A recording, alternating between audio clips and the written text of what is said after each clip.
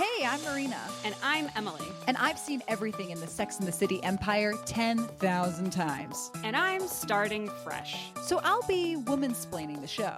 And I'm along for the ride. But there's a twist. We are starting with And Just Like That and working our way back to the beginning. So in other words, we're watching it backwards and in high heels. This is City and the Sex.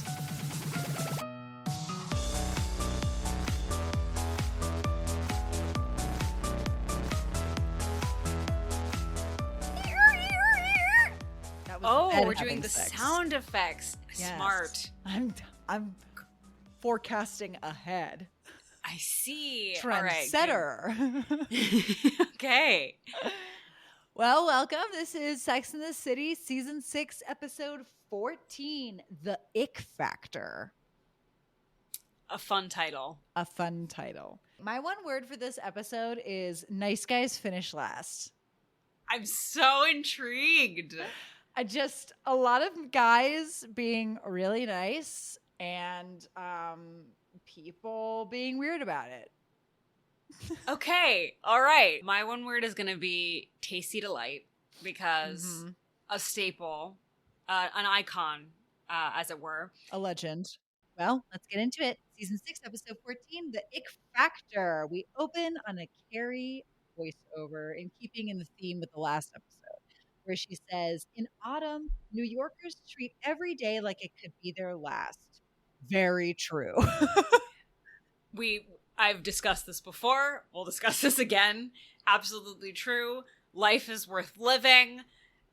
Seize the day. It's autumn. I understand life now. Autumn in New York. I'm levitating off the ground. And you do have this sense of dread of like when you see the temperature really start to drop, being like, oh shit, winter's here.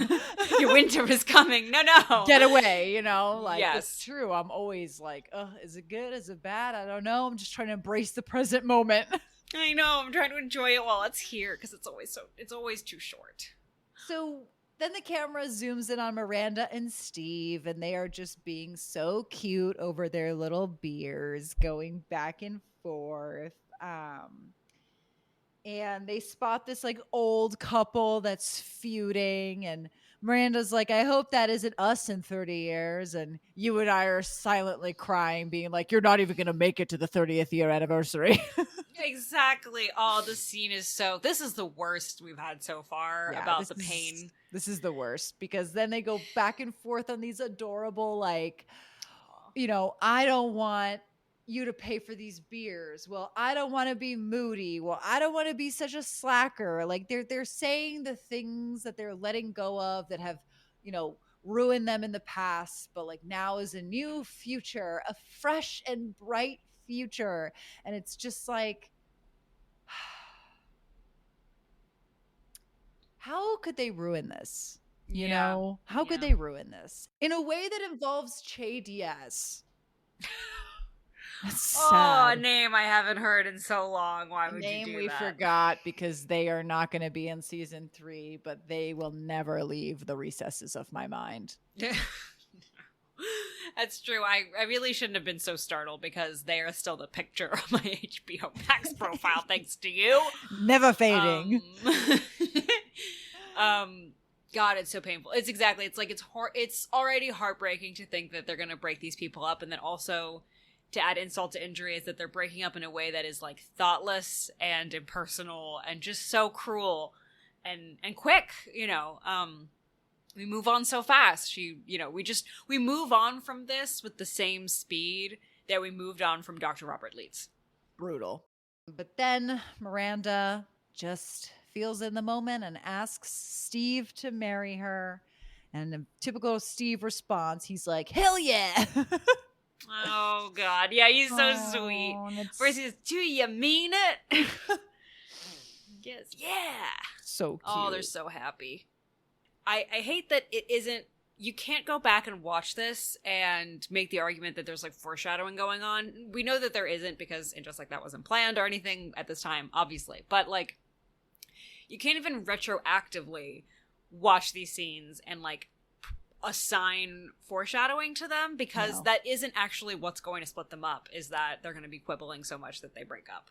Yeah. So it's like kind of even worse that, to your point, it was like it was just happy and supportive until And Just Like That decided that it was not. And Just Like That's biggest crime is that, they want to explore her sexuality, which is fine.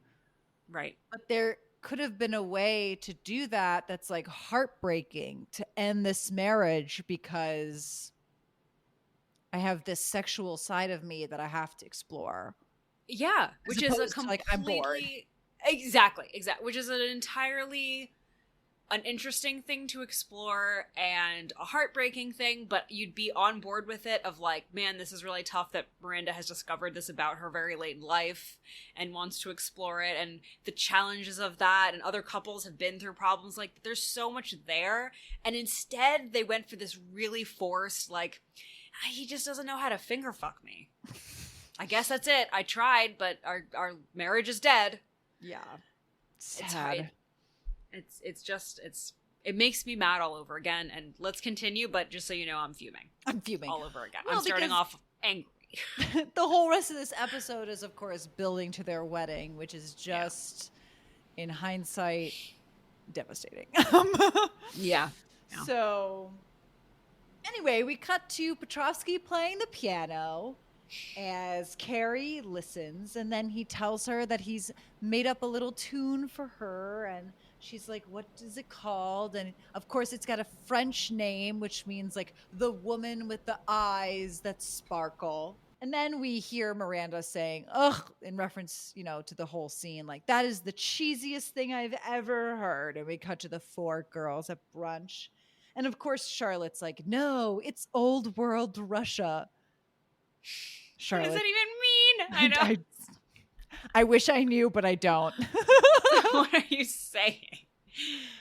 I'm like, Russian love stories tend not to end well. They very famously are not happy endings. Also, this is just so funny. That this is such a funny way to treat him, is like this, the sad Rush, like he's like Dostoevsky or something. Yeah. It's so funny. But I get it. Like, he is a vampire, and I understand. Yeah, I mean, he is a vampire and an old man, so. Yeah, so it's fair. Fair.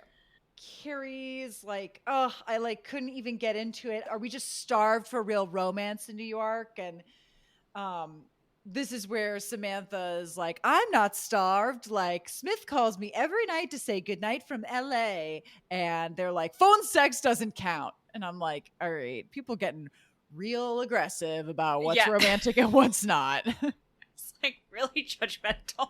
And we've said this before also, that there's Carrie gets to be the most romantic one. Like, everyone else's romances and stuff kind of like pale in comparison to her, both in her worldview and also like the show's worldview. Yeah. And so you get things where like other people have very romantic things, but like they're either seen as like trite and cute in like a Charlotte Harry way, or Samantha in like a, well, they're very crude, and so there's no there way. Sex, phone sex doesn't count, whatever. And it's like, you can't be like cute, and you can't be too sexual. It's like you have to be whatever is going on in Carrie's life. Yeah. And Carrie will decide like, oh yeah, Mr. Big and I have so much sex. Oh yeah, I'll do this. Like, she'll decide whatever she feels about it. Yeah. Yeah. I do resent that the show paints it like that. Yeah. And she doesn't even want it, which we'll get into, because then she has this line where she's like, I left my body and I was floating up above watching all this happen, being like, come on. We'll get into this plot later in more depth when it comes up again, but just, this is how I get the ick this episode. This is giving Carrie. Me the ick this episode. Okay. For sure. But then Miranda's like, oh, see, I don't care for all this artificial hoo-ha. That's why I proposed to Steve over $3 beers. And everybody's like mouth agape, taken back. And then Miranda kind of goes on a little monologue where she's like, I'm not engaged. Let's not freak out about this. Like, I'm going to get married. It's going to be a simple ceremony, like no dresses, no nothing, like no white. Like, let's just all be like kind of mature about this. And everybody's trying to just kind of like swallow back the surprise. And of course, Charlotte starts to crack and cry. And then Carrie cries, and then most shocking of all, Samantha starts to cry, and Miranda leaves with the scathing line, Samantha, I expected more from you, which I think is funny. Yeah, it's a funny line. That's a good line. Great line. It makes this whole scene work. Yes, exactly. Yeah. It's outrageous. It's an outrageous moment, and it's against Samantha's character, but it's working. Yes. I'm behind it. we stand. We stand. So then we cut to Charlotte and Harry at the famed Tasti D-Lite. Put respect on her name. And, she's kind of telling Harry everything about, Carrie's on this whirlwind romance. And then I love that he is you know what? Romance is not just for foo-foo foreigners. It's so funny. There's something so charming about his everyman thing of I love the Mets and the foo-foo foreigners and I'll walk around naked and honey, you're so right, I'll put on some pants. It's just it's him and Steve I feel would get along fabulously. Yes. I'd like to think that Harry visits Steve in the Crap Shack. I would like to think that too, yeah. Because I feel like they're both that kind of same laid-back energy in a way that's working. Yeah. But we end this scene with a declaration from Harry. He's like, I'm going to take you out on a romantic night on the town. Lovely. I love it. I love a wine and dine. So then we cut back to Miranda and Steve, and they're talking about the wedding, and they're walking in the city with big bags of product placement. Yeah, what's going on? So they walk around the corner, and they're each carrying maybe 6 bags minimum between them. Yeah. The largest shopping bags available from, what is it, Bed Bath & Beyond? And Dwayne Reed, yes. And Dwayne Reed. So, first of all, it's what are you buying? Bed Bath & Beyond, I can see maybe you're buying furniture-y things, but then why are they in plastic bags? And then why did you go to Dwayne Reed, which is a pharmacy? Is this full of shampoo? What is in these bags? I don't think CVS even has bags that big for you to put your shit in. So it's where are these mega big bags? And then my last question is, have you been to Bath & Beyond recently? Because I'm thinking about Bed Bath & Beyond. Are you? I certainly that's actually so funny. I was going to go tomorrow. If you're free, we can. Do you want to go to Bed Bath & Beyond? Oh, I'm already there. Oh, you're wait. Oh my God, Marina, you're at the Bed Bath & Beyond. Yeah, I'm doing this podcast from a Bed Bath & Beyond. I was at a Dwayne Reed before, but then I decided to pharmacy. I need something that says all of home. So now I'm at Bed Bath & Beyond because it's beyond the home. That's so inspiring. I'll meet you there.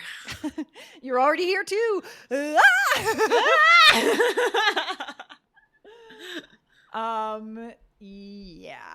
First of all, Carrie has a disgusting voiceover line here where after we hang out with Miranda and Steve for 2 seconds, she's like, from licking to lugging. Because she's referencing Charlotte and Harry licking the ice cream and Miranda and Steve lugging the bags. Quit. You're fired. Quit your job. Yeah, it's over. Do not show for work. Here's your W-2.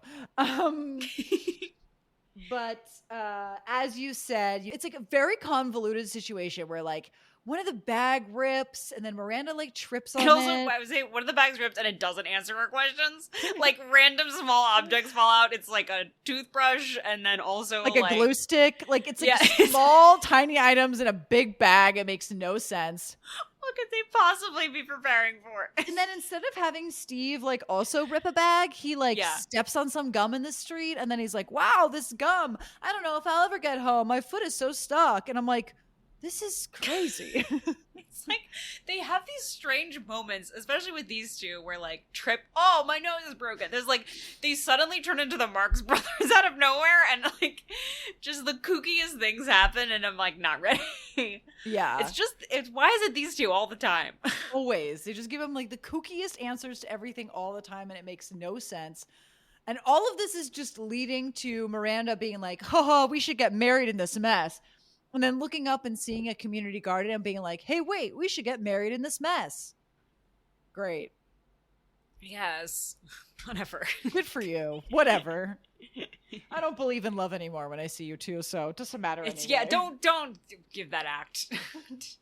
But I'm glad that Dwayne Reed was here to show you the perfect location for your wedding and also to provide the perfect glue stick and pencils to follow at your reception. Dwayne Reed. It's a place to shop. You know, if Miranda wasn't a coward, she'd get married in the Dwayne Reed. That's exactly. See, that's what she should have done. When the bag ripped open, she should have been like, oh, we should have got married in the place that this bag ripped. A Dwayne Reed. That's so New York. That's the most New York thing I've ever heard or seen on this show so far. The Dwayne Reed. Hell yeah. Someone's trying to get by you to like use the ATM. I don't know. I'm thinking about it. Storing that one for later.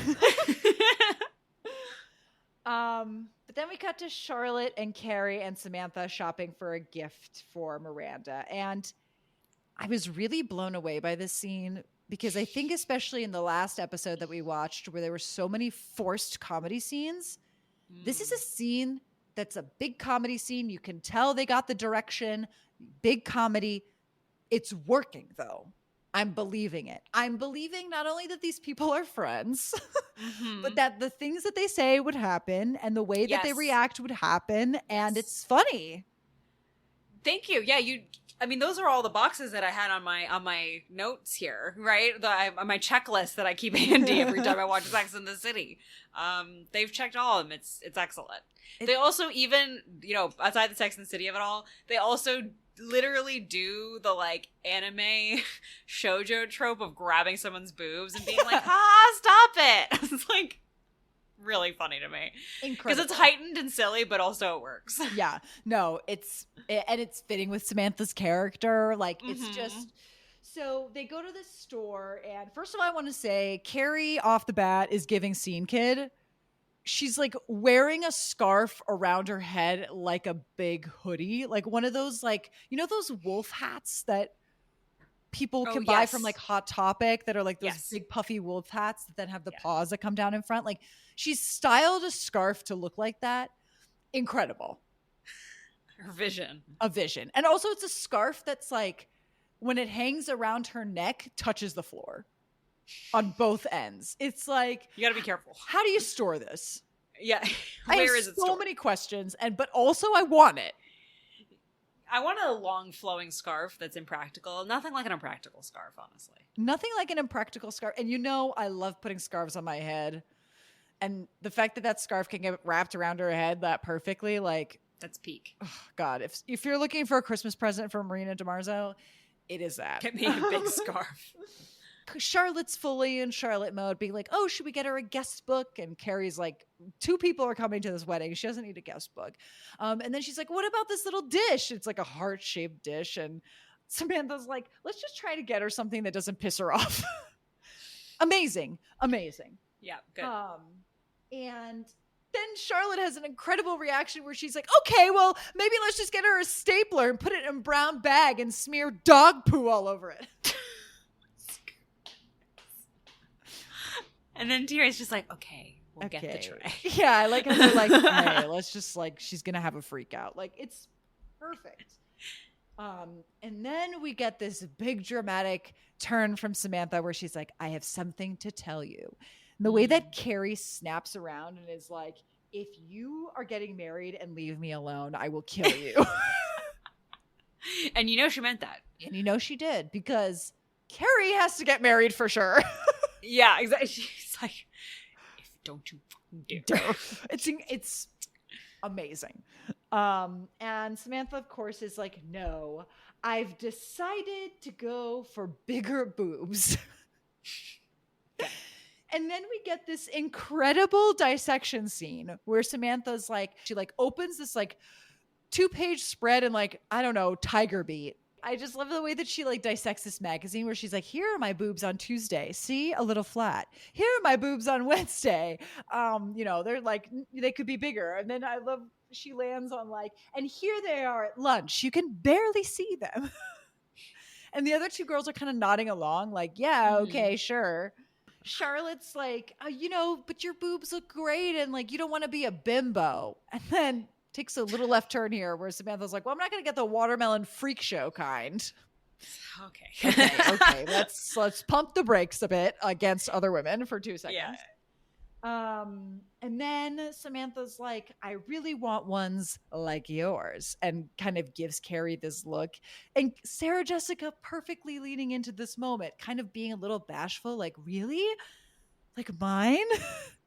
But it's not like fake. There's like a genuineness to it that like is perfect. Mm-hmm. And then Charlotte's like, well, what about mine? And as you mentioned, Samantha goes for the full anime boob grab. And I love the way Charlotte's like giggling. And Yeah. then Charlotte's like, okay, you can have Carrie's. You can have Carrie's. And Carrie's laughing. And then she just turns to Samantha and is like, no. Like implying like, you can't squeeze my boobs. Yep. Just, why can't every scene be like this? I know they can do it. They can. We know they can. Fabulous scene. Mm-hmm. So then we cut to Carrie and Petrovsky, and he is reading poetry to her. And this is when I'd like to interject that, we have joked that Petrovsky is a vampire. I know exactly what you're about to say. And Carrie is in her peak Bella Swan in this episode, because it's that whole bit and caboodle of like, I don't want a big wedding. I'm just a simple girl. Like, I don't need all this like romance and this stuff. And it's like, not my thing. Stop it. You're annoying me. He's a fucking vampire. Let him be romantic and accept it. The fact that you don't accept it is offensive to everyone everywhere. Fucking suck it up, shut it up, and don't be so sad. Don't be so sad.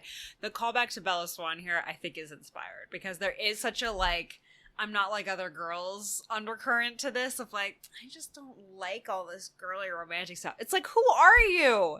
You're Carrie Bradshaw. What are you saying? Stop moping about this. What are you saying? And it's like, what about that is appealing? Yeah. I get that it's this like thing that like women can't fully experience the romance or whatever. We have to show some humility. When in Carrie in her whole goddamn life, when has she ever had humility? Like, no. Come on. Who's she fooling? What is she saying? Why? It's just because she doesn't want to read poetry. She thinks it's stupid. That is definitely for real. Yeah, exactly. It's me. There's a really beautiful moment it sets up later where he appreciates like her interest in hers or whatever, but I have yet to see her take any interest in like his deal. She's giving him nothing. It's a big joke to her. Yeah, and she gives him nothing. It's the same thing with Bella, where it's like Edward out here saving you and like stars and shit, and you're like, I don't know how I feel. Like, wake up. Yeah, wake up. I'm gonna wear Chucks to the prom. Ew.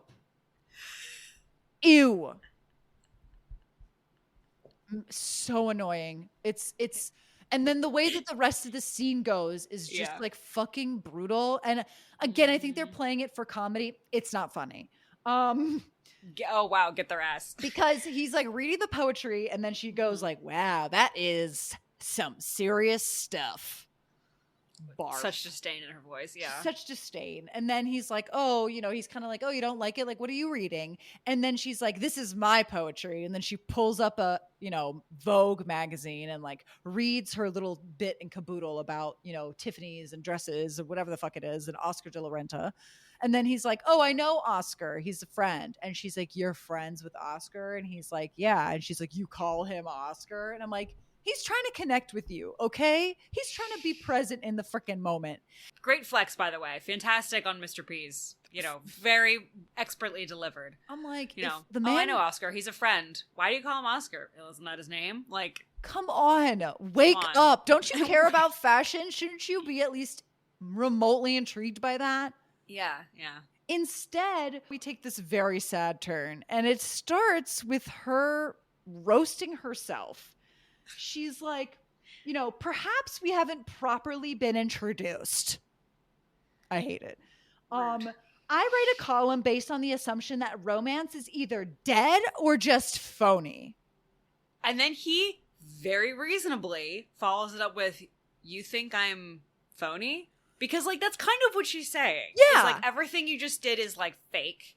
And so I'm not going to take it seriously or you serious. Like, That's a mean thing to say. I mean, he doesn't care because he's like very secure in his deal or whatever. But like, there's something very vulnerable about the thing he just did. You know what I mean? Like, and then to get your response to be like, well, my whole career is based on how romance is like stupid. It's like so negative. I hate negative people like this. It's so nasty. And he just like said he knows Oscar de la Renta. Again, like, wake up. Yeah. Why are you attacking him? And then this is the most like devastating, sad, dark place this episode goes to. Which is like, he's like, in all your time, men have never read you a little poem or played some little music for you. And she, in her like most nasty, sarcastic tone, is like, no, they haven't. Listen to yourself. And I love the way he like sits there and takes in that little sarcastic twist, kind of like, again, an alien learning about contemporary women life, being like, okay, that's sad. Like, his face says it. His face, is like, literally like, wow, that's pathetic. Yeah, that's pretty pathetic, but okay. Like, and she has the audacity to spend the rest of the episode complaining. Complaining. Bella, get a room, move back in with Charlie, your dad, and fucking figure it out. Like, it's so spot on, the Bella connection. It really is. It's just figure it out. Carrie's problem and Bella Swan's problem, based on the limited content I have seen of Bella Swan, which is specifically the first Twilight movie and then Breaking Dawn and nothing else. You cannot make me watch the middle ones because that's the correct viewing pattern. Anyway, Carrie just does not have any curiosity about anything in this world unless it's like fashion related. It's like, she's not really interested in what's going on in your deal. She's not really interested in what's like your interest. It needs to be a fashion thing. You know, it's like the only time we have seen her is like, you know, she took Burger to like get him a shirt, or like the dominoes were a big thing, I guess, but she dressed up in the candy thing and made the cute. It's like, that's kind of like her only interest. And otherwise she like cannot get out of her little circle of like, oh, other people can be interesting and like have interests that are not mine. You know, it's remarkable this person honestly lives in New York. Like, can I just say, it's like an astonishing lack of curiosity about like anybody and anything. It's like, this was the episode where I was literally like, every line she said, I was like, my God, just like try. Yeah. Try to feign interest or appreciation. My biggest pain point with this whole episode is that we will then go to Sex and the City, the first movie, and she will have that book of poems that she will force Big to read before the wedding. Do you remember? I thought, it was like a book of love letters or something. Yes. Oh my God, you're so right. And was like, pick one of those. And they like read the Beethoven one of like Ever Mine, Ever Thine, or like whatever the fuck it was. And it's like,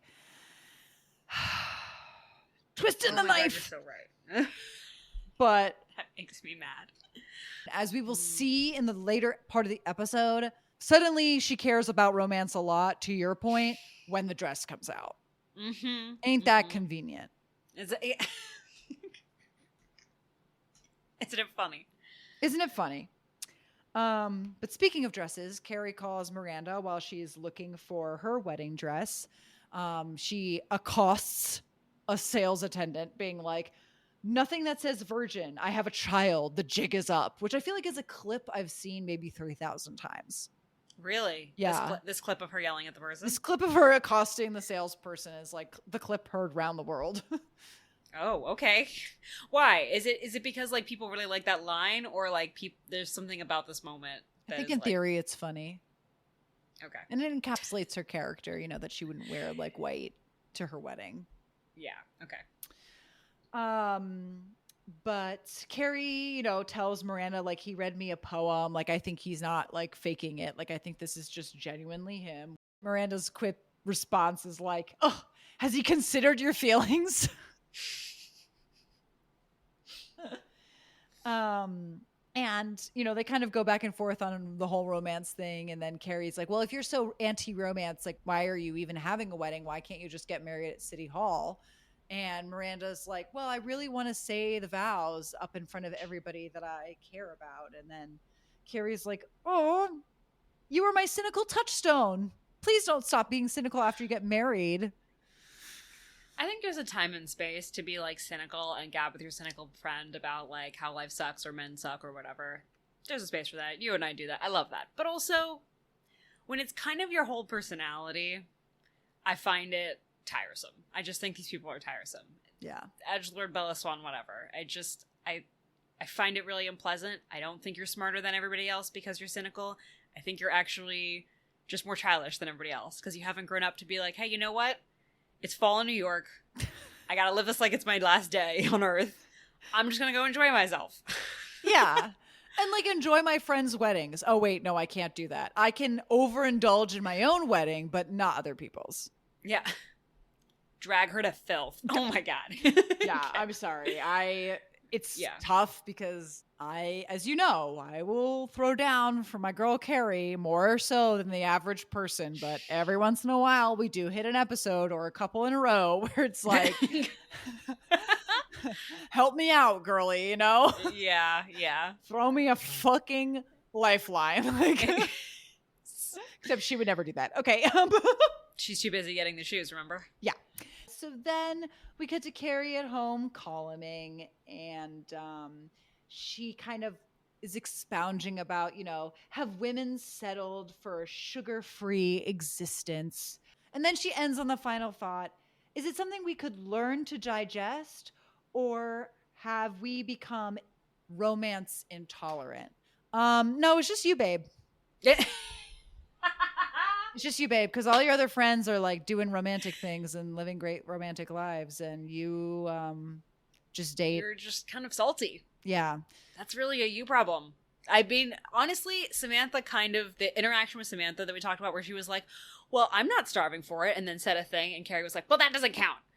That interaction is the summary of this entire episode. Yes, exactly. Charlotte and Harry are out at their fancy date, and Harry's like over enunciating all the French, names. He's like, we'll take a filet mignon with the beef bourguignon. Like, it's just like, it's so sweet. It's so sweet. It's so sweet. And it's like, and here's why Harry is just like the goddamn best is like, it's one thing for someone to like wine and dine you and then they also happen to speak French and they show off and it's another to have someone like try it and then do this over enunciated thing, and I feel like that's actually more charming. Yeah. Is this kind of like jokey, like we're having fun thing rather than like, oh, I'm actually spoiling you. You know what I mean? But not in a cynical way. We're like, oh, yeah, exactly. This is all stupid. It's like, no, he's like enjoying it. It's like fun and lighthearted. Like they're at a fancy French restaurant, but like he's not a fancy guy per se. So like he's also having fun, being like, yeah, wine, baby. Like, yeah, it's like he's just having a good time. Yeah, the best line is the French learn romance from me, baby. That's going on my t-shirt. Incredible. 10 out of 10. It's so good. Women want one thing, and it is Harry saying, the French learn from me, baby. Baby. Incredible. Men, take note. Take note. So then we cut to a very strange scene, which is Samantha going to do boob research at a bar, which is basically just like ogling boobs. But I think it would be fine if it was just her ogling boobs. But then they wrote in these like two brosefs who are next to her, like also ogling and like vocally voicing their opinions on every breast that passes. Like one set of boobs pass and the guy goes, oh yeah, oh, that's my wife right there. Sit down. Sit. Leave. Sit down. And like they like internally joke about it where the Carrie voiceover is like, and she also saw the two biggest boobs right next to her or whatever. And it's like kind of a double pun because she like looks at the guys, but then she also sees like the perfect rack on the bartender. But I'm like, no. This is strange. No, this is, someone needs to call somebody. All three of them should have been silently like doing eyebrows or like shaking their head like in unison or something. I think that that's goofy. I like that.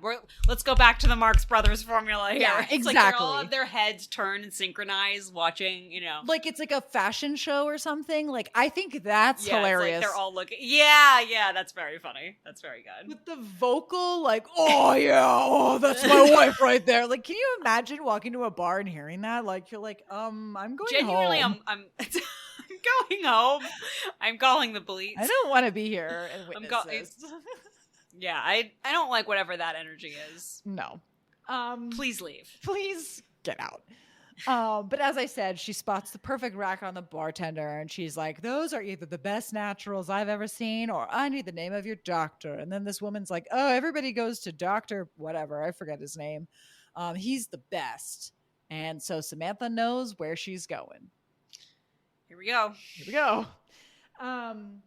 So Carrie goes to hang with Petrovsky and he opens the door and he, of course, is in a tux. And he explains that he got last-minute tickets to see La Traviata at the Met, which we know Carrie can't sit through an entire opera.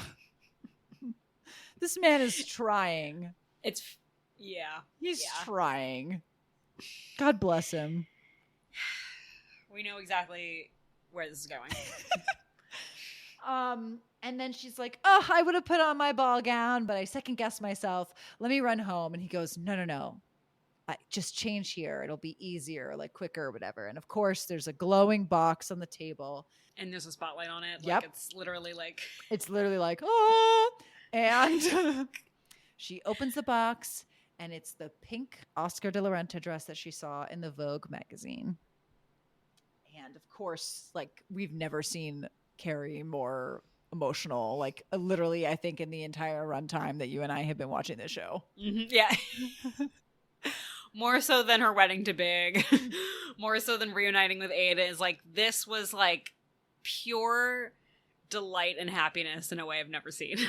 And to your point, like he takes such joy in making her happy. Yeah.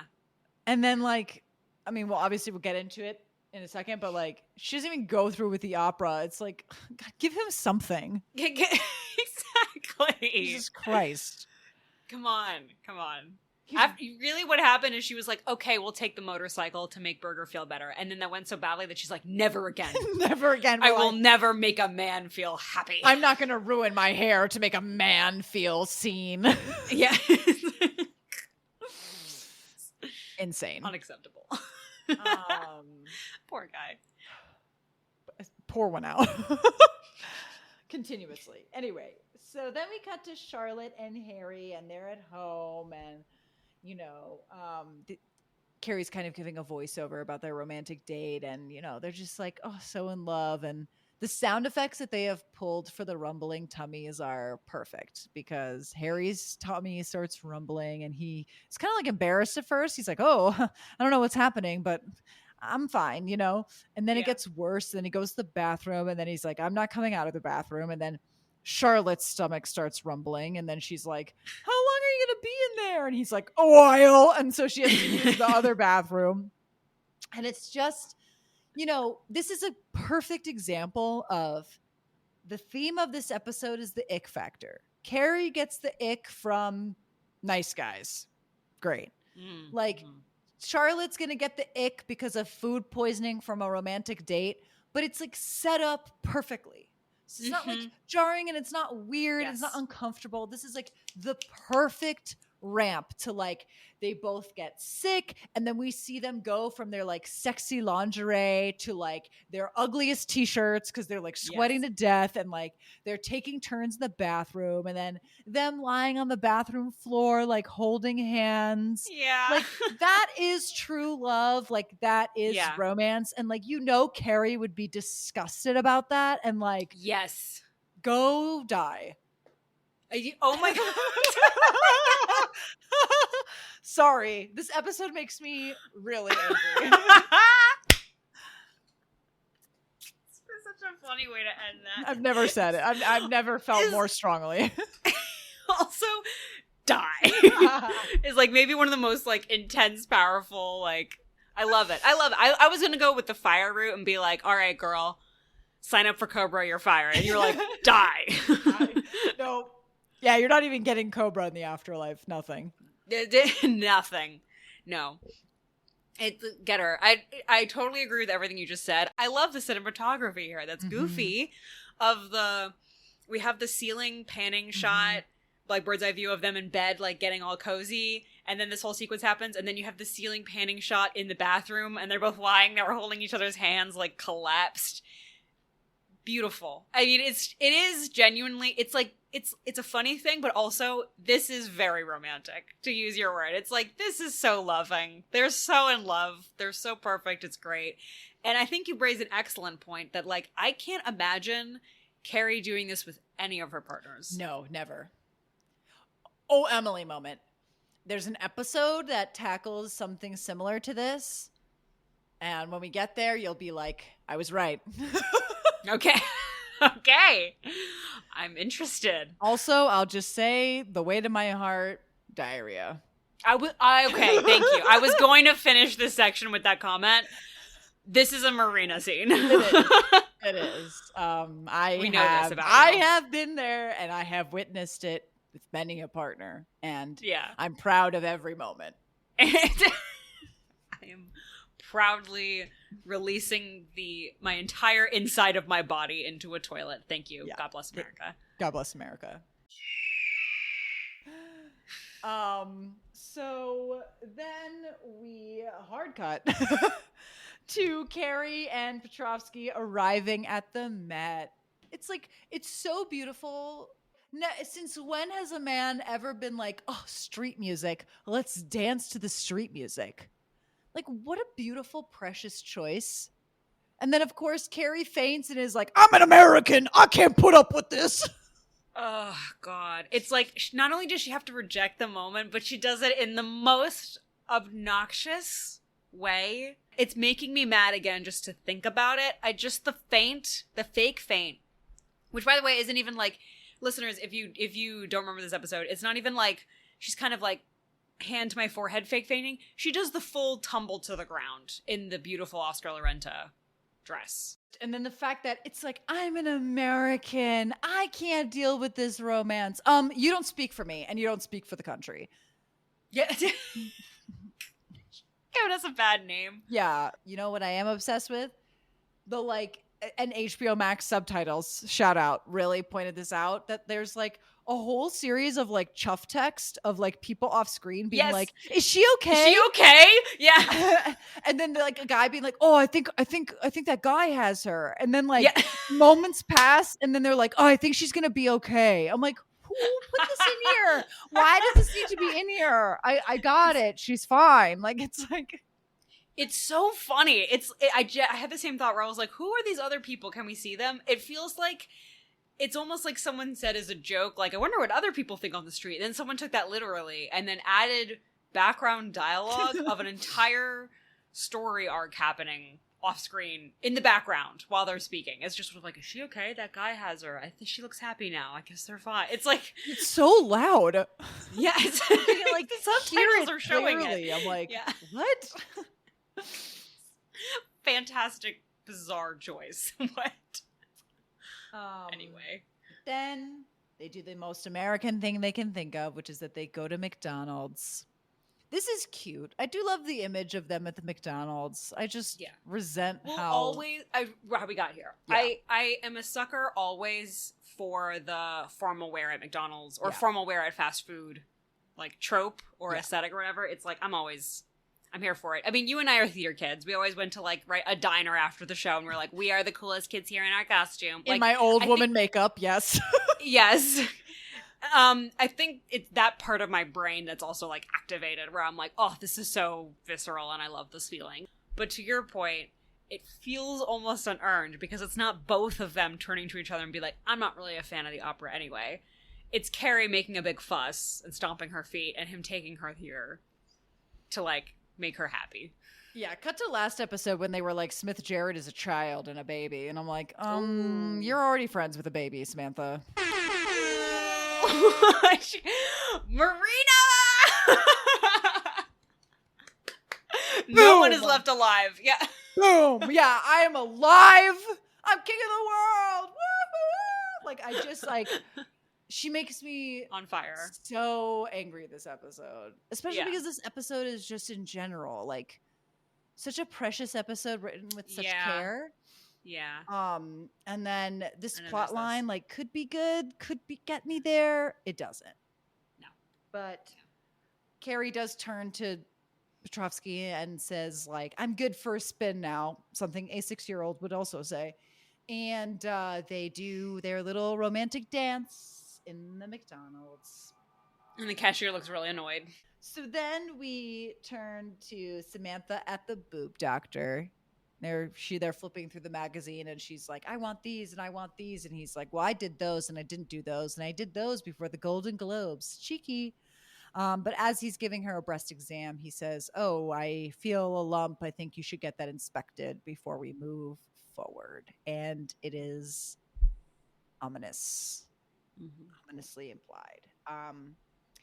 Then we cut to Carrie getting ready to go to the wedding with her best friend, Tony, the rat hairpiece, pulled right out from under the bed.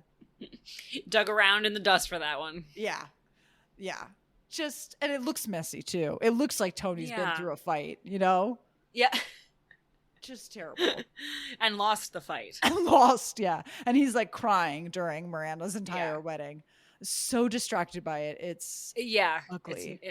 And her outfit is so like nice and pretty and like I want it. And then the hair, it's like why did you do? Yeah, it just makes me mad. Why do you insist on looking like a poodle?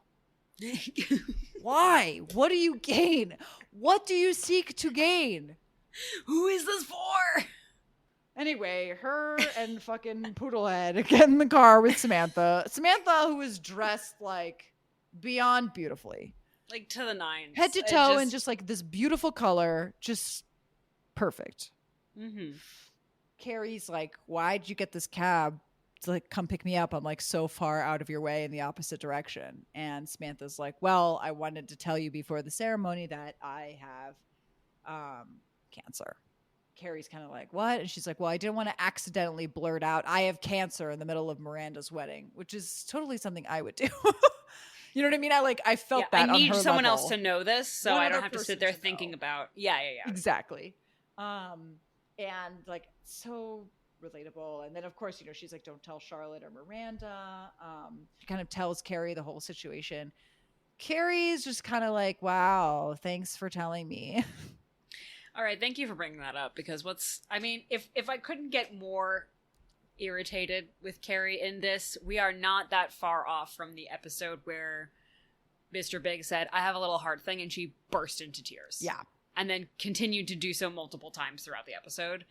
And I could see a world in which maybe Samantha said something like, I need you to be cool about it or something like that, and she's trying to be, but I'm not really convinced by SJP's performance that that's what's going on. You know what I mean? I feel like I'm assigning that to make this performance make more sense. What it does read as just kind of like a, okay, that's serious.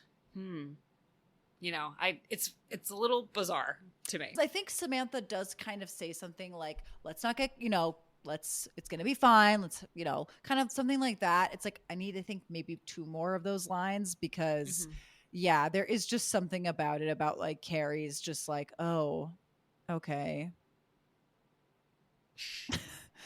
Crickets. Like, you know what I mean? Like, it's just like very strange. Crown prince of this whole episode is, you know, they kind of have this silent moment in the car after they're like, okay, you know, we won't say anything, you know, thank you for telling me, whatever. Just kind of like a beat. And then Samantha's like, do you like my skunk? Because she has this like big kind of skunk colored fur shawl on. The perfect icebreaker. And then, you know, she kind of has this little moment where she's like, you know, I know I'm going to be fine. I know that. But I just don't want to lose my breasts. Again, you can really tell in this last half of the season that Kim Cattrall really pushed to have something meaty. They've given her some great meaty scenes. She handles them with care and with intention in a way that is lovely. And also fighting for the Emmy, but also lovely. Yeah, and it's also a scene that it's something that comes out of nowhere in a way that is very real, right? Yeah. Like this is exactly how this would go, and is completely in character, and also like thematically very beautiful. Of her in the beginning talking about how she wants these new boobs, and then at the end she's like, I just don't want to lose my boobs, and is like, it's that arc is really moving, and it, you know, we talk about this all the time when we're watching it just like that, and it's like Miranda's alcoholic and now she's not, and now she is, you know, oh no, she's done. It's like there's such an uncaring feeling about topics like this that it's so refreshing to have something like this clearly be thought out, Yeah. you know, and in character, and we had an arc here planned, and it's like, oh wow, television, this is great. I love this show. I'm having so much more fun watching this show. God bless Sex and the City. Rip Kim Cattrall, pour one out. Yeah. Well, then we cut to Miranda and Steve's wedding, and it's giving fall vibes. She's in that burgundy velvet suit. We love it. We love it. Honestly, I stand. I'm here for it. I love that when they talk about, you know, in sickness and in health, you know, Carrie reaches over to hold Samantha's hand. Too bad she's been a villain my entire life, but it's just like the one saving grace, beautiful moment in an episode of garbage. But I also want to point out Miranda's family is not at this wedding. Oh yeah, because none of them have families. That's right. Yeah. Well, Fun. Okay. And after, you know, they say I do, and you may now kiss the bride, and they kiss. I love the way that Magda's like, it's happy time. We clap because it's happy time. You know, she's like so excited. Magda, MVP. She's been, put up with a lot. She's been praying for this. Yeah. So then we get to the reception, and again, great moment when Charlotte comes to sit at the table, and she's like, hey, oh my God, Samantha, you're dressed so pretty. And she goes, thanks, I have cancer. And then we see Charlotte's like facial reaction and then just cut away. Brilliant. Then, as you've noticed, you know, everybody's gotten the ick so far. So Carrie's been icked by romance, Charlotte's been icked by diarrhea, and Samantha's been icked from having cancer, I guess. I didn't write this episode, okay? I'm just stating the facts. But if you'll notice, Miranda has not been icked. So then they like, I think that's why they Good wrote point. in. That's why this happens? Yes. Okay. I think that's why, because she like gets the ick from Steve's mom. But I think it's like really kind of weird and slightly patronizing. Yeah, we can cut this. We can definitely cut this scene. But basically, and long story short, Steve's mom approaches and she's like, I appreciate that you're not pretending and wearing white. And Miranda's like, okay, thanks. And then she's like, I wore white on my wedding day and it was disingenuous. And Miranda's like, okay, thanks. And then she's like, because I slipped. And then she makes this joke that I tried for the life of me, Emily, to fucking Google to figure out what is this a reference to, and I could not, because she's like, I slipped. No, the I slipped is clearly that she fucked somebody else. Right. It's the fact that she's like, I wore white, but I shouldn't have. I was wearing white on the outside, but I had my little Jackie on the inside. The fuck is a little Jackie? Is it a reference to Jackie Kennedy? Did she fuck people? I don't understand. First of all, I do love that that's where your mind went. Second of all, of course. Second of all, yes, I do remember that line and trying to kind of work it out, but then the scene moves on too fast for me to think. But like, I'm like, jacket under a white dress. You looked this up. There's no point in me looking this up. I mean, try, but like, I tried Googling little Jackie to be like, what the fuck is that? I don't understand the reference. It goes way over my head. If somebody could please call in, phone in, send a pigeon in to tell us what that reference is, I'd love to know, because I could not find out. But anyway, Miranda judges her and then is like looking at Steve, and then Steve's like, Ma, let's go get some food. And I get hating your in-laws and your in-laws being annoying, but we've only ever seen Miranda have contempt for her, especially when we see the mom with Debbie and they're like so happy. Oh yeah. And it's kind of in this tinge of like, look at the lower class being so happy, but like Miranda's clearly better. It's like, are you though? I don't know.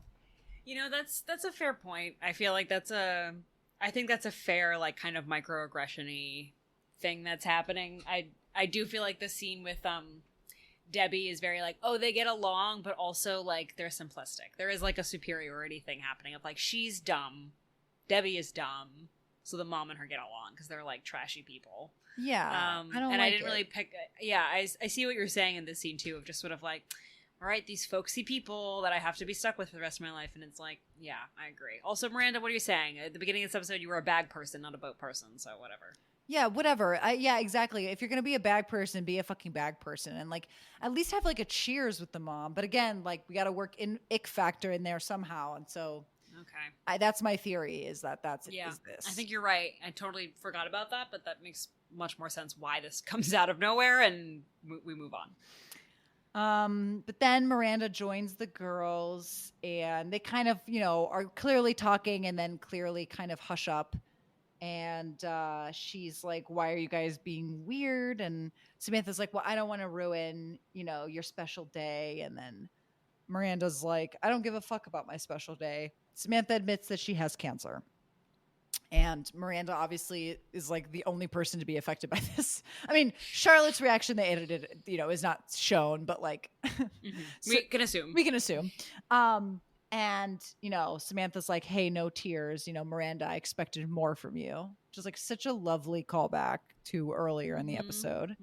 Mm-hmm. And then Samantha's like, you should go and hang out with your people and like not be here at this table. And Miranda like perfectly is just like, you guys are my people and we'll talk about it now.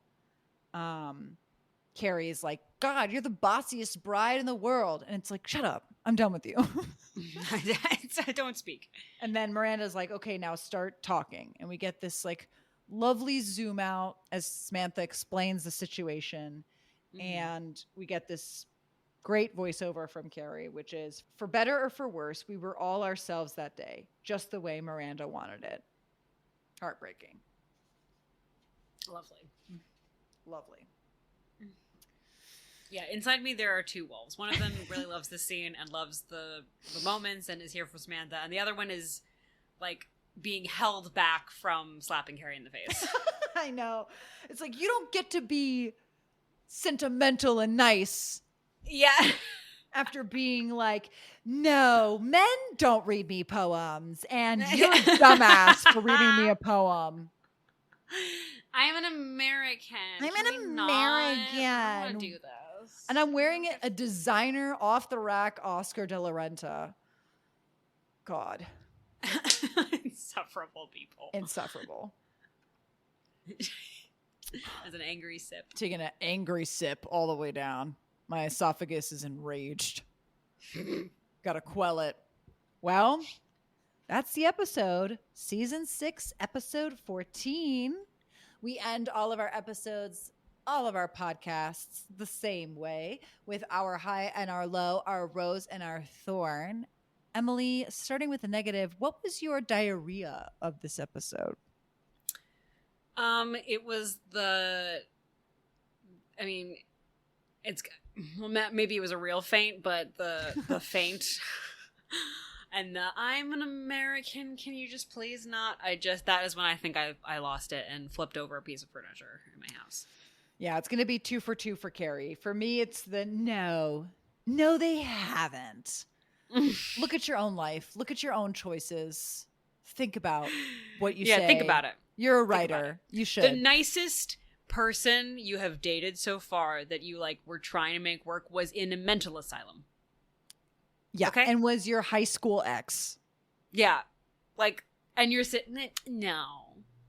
They haven't. God, get out. What was your high? What was your release of the Kraken? God, there are a lot in this episode, I will say. I don't want to do recency bias and just do the last scene, but there is really something great about like Kim Cattrall's performance. It really comes out in the taxi scene and also that last scene in when they're eating. I'm gonna do a general like Kim Cattrall's performance in the last two scenes. Yeah. If you're gonna do Kim Cattrall, then I'll do the diarrhea. Oh yeah, I mean you have to. That you can't. Speaks to my butthole for sure. Plot after your own heart and your own butt. And my own little hole.